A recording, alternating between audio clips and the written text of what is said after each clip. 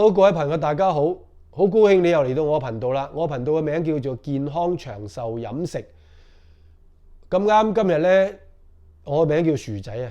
啊，好開心啦嚇！陸陸續續一啲新朋友訂閱啊，薯仔啊加入嚟我哋個頻道度去睇啊觀看啊薯仔呢啲啊。雖然我個頻道就係好核突㗎啦，簡簡單單，即係冇咩即係好即係所謂高級成分㗎，即係都好 low 啊，好低級。但係勝在阿薯仔講嘅內容咧係非常之好嘅，即係人哋話哇講啲嘢都幾 juicy 喎咁樣啊！我當然其實薯仔都係一知半解咩 juicy 嘅，即係又講話食嗰啲嘢外邊係脆啊，裏邊係 juicy 啊咁樣，但係可能或者唔係嗰個 juicy 啦嚇，即係好多汁咁意思啦嚇，即係總之係有營養啦。咁咧因為咧薯仔咧就撞到個網友咧，就佢講起話即係佢唔知睡眠唔係咁好，唔係咁理想咁啊薯仔即刻就馬上打蛇隨棍上，我就即刻馬上開出嚟，我又講翻瞓覺嘅問題啦。咁瞓覺咧就嗱，阿薯仔而家咧真係有資格同大家講係話點樣可以能夠令睡眠好嘅，因為幾年前阿薯仔就瞓覺好差嘅，日頭咧喺屋企咧就係呢張梳化打嗰張梳化打呢度瞓嗰度瞓一係呢度坐嗰度坐，戇居居咁成日都烏下烏下，好似食咗白粉啊，食咗鴉片啊咁樣嘅，即係唔知鴉片係乜嘢，唔知都係上世紀20-30年代嘅嘢。不過自從薯仔減咗肥啊，同埋而家嗰個血糖 A1C 去到5.2啊，咁然之後咧就血壓又都 OK 啊，又唔食咁鹹啊，好注意自己咧。咁之後咧，咁啊加上咧薯仔都摸到個規律，咁咧就係唔好咁夜瞓。咩叫唔好咁夜瞓咧？通常咧就係9點零個 AM， 9點零個 PM 講錯，9點幾鐘，即係夜晚嘅9點零鐘，9點半至到9點9度。咁啊，然之後去到10點半至10點9呢個時間瞓覺咧，呢個即係9點零個 PM， 10點零個 PM。咁呢個時間瞓覺咧最好嘅，唔好超過11點嚇。咁然之後咧就喺你瞓覺之前，你將你所有電子產品嘅嘢唔好擠喺你個床頭附近，同埋你諗住9點零鐘瞓覺、10點瞓覺咧，你就7點零鐘、8點鐘開始就唔好再去打電話，因為點解咧？你打電話始終你用你個腦去諗嘢、講嘢啊，咁樣思考多嘢一路講啊，要組織啲詞句啊、講嘢啊咁。好啦，咁樣有問題咧，就係話如果你話我又做生意嘅。或者我又要揾食嘅，或者我有好多 business 嘅，或者我又要點嘅或者我係做飲食做餐館嘅，我係收工先點。咁當然啦，冇辦法啦，係嘛？咁但以前阿薯仔就係咁樣啦，即係夜一夜瞓11-2點啊、12點1點啊咁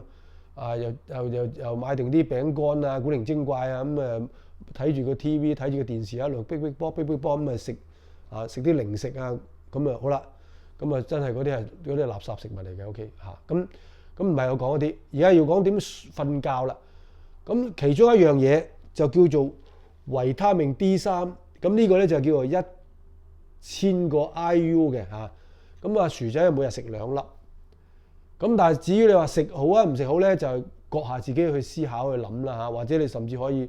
fact check 一下，即係核實一下咁樣去 Google 睇下咁樣不過薯仔就係拎個良心出嚟講嘢，係講呢個 YouTube 嘅薯仔自己唔食嘅嘢、唔中意嘅嘢，我唔會去介紹俾你哋即係話己所不欲，勿施於人我哋中國古代個老人家孔夫子教我哋講嘅 OK， 咁我哋就係唔會話即係我唔會，我哋冇有同理心，我哋調唔翻轉頭嘅，我薯仔唔會做。咁薯仔就係咁樣啦，即係每日係食2粒，你可以食可以唔食。咁咧同埋咧就係話。都提議各位老友記咧，就係各位長者可以嘅話咧，喺朝頭早嘅時間咧，輕輕曬一曬都唔怕嘅，因為你嗰啲陽光咧係會俾到好多嘅鈣你嘅，即係身體個鈣需要嘅鈣，亦都係叫做 calcium 啦咁對你嘅骨質密度咧都係好有幫助嘅。咁當然女仔更加需要曬啦，因為點解咧？女仔去到呢個年紀嘅時候，佢以前年青嘅時候啦，咁可能有月經月事咁流咗好多血咁生啲 BB 又流咗好多血咁就算你冇生個 BB 咧，好啦，都幾十年啦因為女性嘅生理嘅原因咧，就係會流失好多嗰啲血啊咁樣，咁諸如此類嘅嘢，咁變咗係更加需要去留意、去關注自己嘅個鈣夠唔夠咁就唔好食啲去啲害嘅身體鈣嘅嘢，譬如你成日食甜嘢，咁啊大件事㗎啦，咁啊非常之大鑊大劑㗎啦，你就將你嗰啲身體嘅鈣會帶走咗嘅。所以薯仔喺度非常之強烈建議老友記唔好食咁多60歲以後65歲以後唔好食咁多甜嘢唔好食咁多甜嘅嘢，尤其唔好去食糖水食嗰啲咁嘅甜嘅，譬如好似你嗰啲咩焗梳芙梨或者咩高力豆沙或者咩豆沙鍋餅或者咩蛋撻奶黃包嗰類咁樣嘅咩馬蹄糕咁樣即係甜嘅嘢啦咁你要食甜嘅，可以就係喺水果度揾翻嚟。水果咧就係建議大家咧食啲好啲嘅水果，就係薯仔而家日日都食嘅就係食菠蘿。你可以唔食嘅菠蘿，有啲話咩唔好咁唔緊要。薯仔日日都食菠蘿，咁食藍莓、食黑莓咁食嗰啲叫 plum。plum 有人譯佢係梨，有人譯佢係桃咁樣嘅唔知總之係 plum 啦咁然之後咧就係食芹菜嗰啲嘢。咁即係話咧，如果你食水果裏邊去揾翻嚟，仲有非常之緊要一樣嘢講漏咗，就係蘋果蘋果薯仔咧就日日都食嘅，就係話，但係薯仔食嘅蘋果咧就係唔係食生嘅，係食熟嘅，即係批咗皮之後咧，咁咧就然之後咧就係掉落個煲仔度煮早餐嘅時候一齊煮埋佢咁樣好吸收嘅，非常之好咁另外除咗食蘋果之外，薯仔仲食一種叫做 apple cider vinegar， 即係蘋果醋膠囊丸。蘋果醋膠囊丸講多次。咁食咗落咧就幫你個腸胃會好靚仔㗎咁你腸胃好啦，你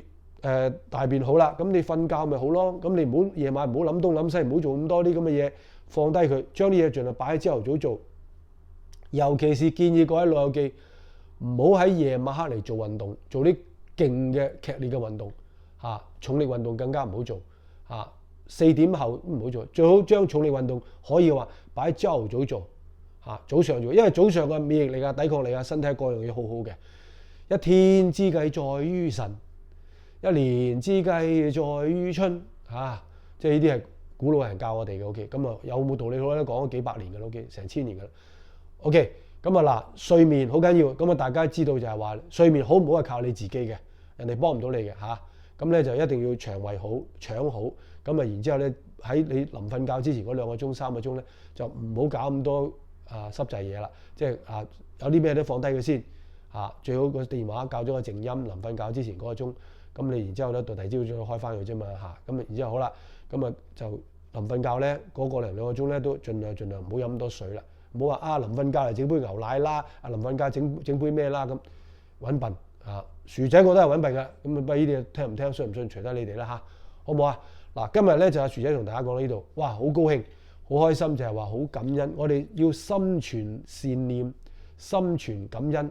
就係話咧薯仔不停有啲新嘅朋友訂閱入嚟，同埋係